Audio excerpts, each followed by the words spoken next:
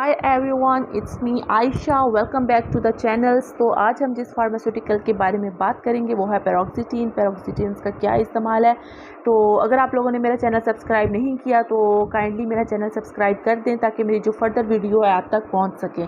Thank you so much. तो पैरोक्सिटीन क्या है? ये एक एंटी डिप्रेसेंट्स मेडिसिन है। अगर आप लोग बहुत ज़्यादा जहनी परेशानी का दबाव है, ठीक है, उसमें एंटी डिप्रेसेंट जो है ये मेडिसिन है, ठीक है, इसमें इस्तेमाल कर सकते हैं। इसके अलावा ये इसको सिलेक्टिव सेरोटोनिन रीअपटेक इनहिबिटर भी कहते हैं, SSRI कहते हैं, सिलेक्टिव सेरोटोनिन रीअपटेक इनहिबिटर्स।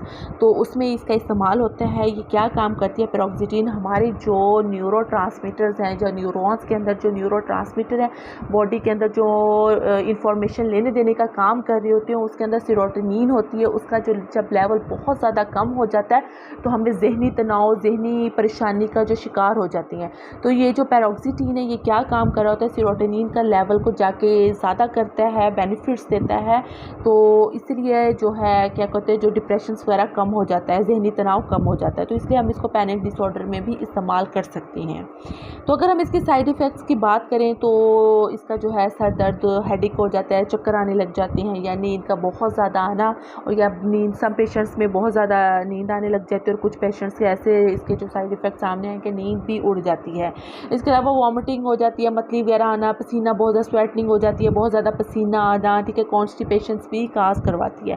अगर हम इसकी डोजेज की बात की जाए तो मेरे पास जो इस टाइम है वो 12.5 मिलीग्राम है, लेकिन मार्केट में जो इसकी डोज आ रही है वो 10 मिलीग्राम, 20 मिलीग्राम, 30 मिलीग्राम, 40 मिलीग्राम और एंड जो है 50 मिलीग्राम में भी आ रही है। इसके अलावा 12.5 है, 25 मिलीग्राम में भी आ रही है। तो इसका जब पेशेंट्स को स्टार्ट करती हैं, जो इसकी डोज स्टार्ट करती हैं वो है 20 मिलीग्राम से स्टार्ट करती हैं, और जो एंड जाती है वो 50 मिलीग्राम तक जाके ख़त्म हो जाती है। 20 मिलीग्राम जो होती है वो इनफ होती है, ठीक है। और इसके अलावा अगर आप लोगों को कोई क्वेश्चन है मेडिसिन से रिलेटेड तो कमेंट सेक्शन में पूछिएगा। Thank you so much for watching.